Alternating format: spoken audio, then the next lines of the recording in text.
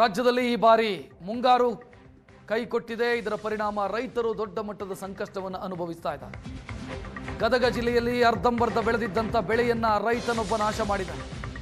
ಗದಗದ ಮುಂಡರಗಿಯಲ್ಲಿ ಸೂರ್ಯಕಾಂತಿ ಬೆಳೆಯನ್ನ ರೈತನೇ ಕೈಯಾರೆ ನಾಶ ಮಾಡಿರೋದು. 4 ಎಕರೆ ಜಮೀನಲ್ಲಿ ಸೂರ್ಯಕಾಂತಿ ಬೆಳೆದಿದ್ದ ರೈತ, ನೀರಿಲ್ಲದ ಪರಿಣಾಮ ಅಸಹಾಯಕ ಸ್ಥಿತಿ ರೈತನಿಗೆ. ಟ್ರ್ಯಾಕ್ಟರ್ ಅನ್ನು ಬಳಸಿ ತಾನೇ ಬೆಳೆದಂತ ಬೆಳೆಯನ್ನ ನಾಶ ಮಾಡಿರೋದು ರೈತ ಶರಣಪ್ಪ. ನೀರು ಕೊಡೋದಕ್ಕೆ ಸಾಧ್ಯ ಇಲ್ಲ, ನೀರು ಒದಗಿಸೋದಕ್ಕೆ, ಬೆಳೆಗೆ ನೀರು ಒದಗಿಸೋದಕ್ಕೆ ಸಾಧ್ಯ ಇಲ್ಲ. ಮಳೆಯ ನಿರೀಕ್ಷೆಯಲ್ಲಿದ್ದರೂ ಮಳೆ ಬರಲಿಲ್ಲ ಸಕಾಲಕ್ಕೆ, ಬೆಳೆ ಉಳಿಯಲ್ಲ ಅಂತ ಗೊತ್ತಾಗಿದೆ.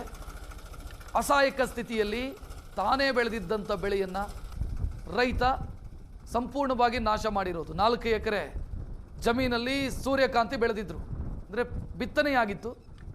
ಬಿತ್ತನೆಯಾದ ನಂತರ ಈಗ ನೀರು ಒದಗಿಸೋದಕ್ಕಾಗ್ತಾ ಇಲ್ಲ. ಅನಿವಾರ್ಯವಾಗಿ ಅಸಹಾಯಕ ಸ್ಥಿತಿಯಲ್ಲಿ ಬೆಳೆಯನ್ನೇ ನಾಶ ಮಾಡಿದ್ದಾರೆ.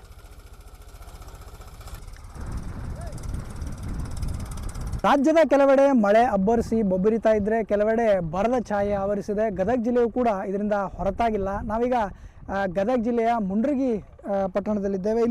ಇಲ್ಲೂ ಕೂಡ ತಾವೇನು ಗಮನಿಸ್ತಾ ಇದ್ದೀರಿ, ಸುಮಾರು ಏನು ಬೆಳೆಯನ್ನು ಬೆಳೆಯಲಾಗಿತ್ತು. ಆದರೆ ಈ ಬೆಳೆ ಈಗ ಸಂಪೂರ್ಣವಾಗಿ ನಾಶ ಆಗಿದೆ. ಅಂದರೆ ನಿರೀಕ್ಷಿತ ಮಟ್ಟದಲ್ಲಿ ಬೆಳೆ ಬೆಳೆದಿಲ್ಲ. ಹೀಗಾಗಿ ರೈತರು ತಾವು ಬೆಳೆದಂಥ ಬೆಳೆಯನ್ನು ನಾಶ ಮಾಡಲಿಕ್ಕೆ, ಹರಗಲಿಕ್ಕೆ ಮುಂದಾಗಿರ್ತಕ್ಕಂಥದ್ದು ತಾವೇನು ಗಮನಿಸ್ತಾ ಇದ್ದೀವಿ. ಇದು ಸೂರ್ಯಕಾಂತಿಯ ಬೆಳೆ. ಈಗ ನಿರೀಕ್ಷೆ ಅಂತ ಇದು ಒಂದು ಎದೆಮಟ್ಟಕ್ಕೆ ಬೆಳಿಬೇಕಾಗಿತ್ತು. ಆದರೆ ಈಗ ಸಂಪೂರ್ಣವಾಗಿ ಈ ಬೆಳೆ ಕುಂಠಿತ ಆಗಿರೋದ್ರಿಂದ ರೈತರು ಆತಂಕಕ್ಕೆ ಈಡಾಗಿದ್ದಾರೆ. ಹೆಸರಿಗೆ ಮುಂಡ್ರಗಿ ತಾಲೂಕು ನೀರಾವರಿ, ಆದರೆ ನೀರಾವರಿ ಪ್ರದೇಶ ತೀರಾ ಕಡಿಮೆ ಇರೋದ್ರಿಂದ ಒಣ ಬೇಸಾಯವನ್ನೇ ಈ ರೈತರು ಆಶ್ರಯಿಸಿದ್ದಾರೆ. ಸದ್ಯಕ್ಕೆ ಮಳೆ ನಿರೀಕ್ಷಿತ ಮಟ್ಟದಲ್ಲಿ ಇರದೇ ಇರೋದ್ರಿಂದ ರೈತರು ಸಂಕಷ್ಟಕ್ಕೀಡಾಗಿದ್ದಾರೆ. ಕೆಲ ರೈತರು ನಮ್ಮ ಜೊತೆಗಿದ್ದಾರೆ, ಅವ್ರನ್ನ ಮಾತನಾಡಿಸ್ತಾ ಹೋಗ್ತಾನೆ. ಸರ್, ಹೆಂಗೈತೆ ಸರ್ ಪರಿಸ್ಥಿತಿ? ಸರ್, ಏನಿಲ್ಲ ಪರಿಸ್ಥಿತಿ. ಈಗ ಎಲ್ಲ ಕಂಗಾಲ ಆಗ್ಬಿಟ್ಟಿವ್ರಿ. ಈಗ ಏನು ದುಡ್ಡಿಲ್ಲ, ಎಲ್ಲ ದಲಾಲಿ ಕೊಡಲ್ಲ, ಹಂಬಲಿನ ಕೊಡಲ್ಲ ರೀ. ಅವರು ಹೋಗಿ ಅಂದ್ರೆ ಸುರ್ಪನ್ ಓದಿದ್ದು ಬೀಜ ಓದಿದ್ದು ಹೋಗಿ ಹೊರಗೆ ಅಂತಾರೆ. ಬಿತ್ತು ನೋಡ್ರಿ, ಇಲ್ಲಿ ಹರಗದ ಆಗೈತಿ. ಈಗ ನಮ್ಮ ಬಾಳೆ ಒಬ್ಬರೇ ಇದೇ ಕರ್ಮ ಆಗೈತೆ ರೀ. ಈಗಂತಲ್ರಿ, ಯಾವಾಗಲೂ ಮಳೆ ಇಲ್ದಾಗಾಗಿ ಸಹಾಯ ಪರಿಸ್ಥಿತಿ ಬಂದೈತೆ ರೀ ರೈತರದ್ದು. ಎಲ್ಲಿ ಹೋಗ್ಬೇಕು, ಎಲ್ಲಿ ಏನು ಮಾಡೋಕೆ ಅನ್ನೋದು ಗೊತ್ತಾಗಲ್ರಿ ರೈತರಿಗೆ. ಆ ಬಿತ್ತಾದ್ರಿ ತಂದು ಬೀಜ ಅವ್ರದ್ದು ಸಾಲ ಮಾಡಿ ತಂದು ಬಿತ್ತೀವಿ ರೀ. ಅವ್ರಿಗೆ ಹೊಳ್ಳಿ ನಮ್ಮನ್ನ ಕರ್ಕೊಳೋದೇ ಅಲ್ರಿ. ನೀನು ಅದರಿಂದಲೂ ಬಾಕಿ ಕೊಡಪ್ಪ, ಅದನ್ನು ಕೊಡಪ್ಪ, ನಮ್ಮ ಮಳೆ ಆಗಿಲ್ಲ, ಎಲ್ಲಿ ಕೊಡ್ಬೇಕು ನಿಂಗೆ ರೊಕ್ಕ? ಎಷ್ಟು ಖರ್ಚು ಮಾಡಿದ್ರಿ ಸರ್? ಎಕರೆಗೆ 35-40 ಸಾವಿರ ರೂಪಾಯಿ ಖರ್ಚು ಮಾಡಿವಿ ಸರ್. ಹಿಂಗೆ ಬಂದಿಲ್ಲ ರೀ. ಏನು ಮಾಡೋಕ್ಕೆ ಹೇಳಿ ಸರ್? ಮಳೆ ಇಲ್ಲ, ಏನಿಲ್ಲ, ನೀರಿಂದನೂ ಸವಲತ್ತಿಲ್ಲ. ಎಲ್ಲ ಸಾಲ ಮಾಡಿ ತಂದೀವಿ ಸರ್ ದಲಾಲರ ಕಡೆ. 2% ಇಂಟ್ರೆಸ್ಟ್ ಹಾಕಿ ಕೊಡ್ತಾರೆ ರೀ. ಈಗ ಮತ್ತೆ ದುಡ್ಡು ಕೊಡೋಂಗಿಲ್ಲ ಸರ್ ಅವರು.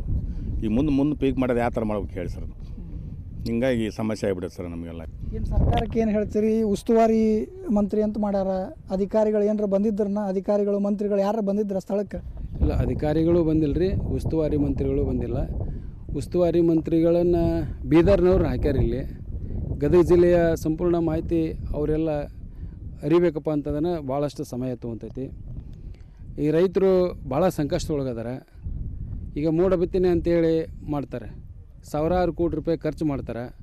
ಇದರಿಂದ ರೈತನ ಹೊಟ್ಟೆನೂ ತುಂಬಂಗಿಲ್ಲ, ಆತನ ಬದುಕನ್ನು ಕೂಡ ಸರಿ ಮಾಡೋಕ್ಕಾಗಂಗಿಲ್ಲ. ಇವತ್ತು ನಮ್ಮ ತಾಲೂಕು ಒಂದು ನೆರೆ ಹಾವಳಿ ಒಳಗೂ ನಾವು ತುತ್ತಾಗಿ ಹೋಗ್ತೀವಿ, ಮತ್ತು ಭೀಕರ ಬರಗಾಲಕ್ಕೆ ತುತ್ತಾಗಿವೆ. ಇದು ಎರಡನ್ನೂ ನಾವು ಅನುಭವಿಸ್ಬೇಕು.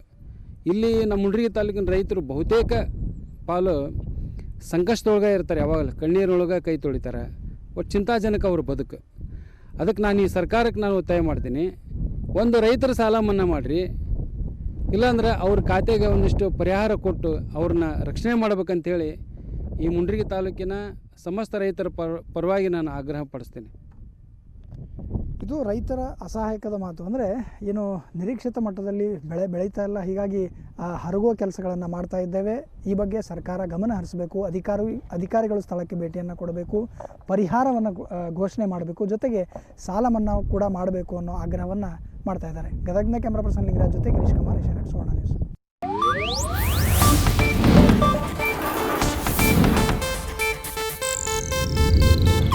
ಇದು ಏಷ್ಯಾನೆಟ್ ನ್ಯೂಸ್ ನೆಟ್ವರ್ಕ್ ಪ್ರಸ್ತುತಿ.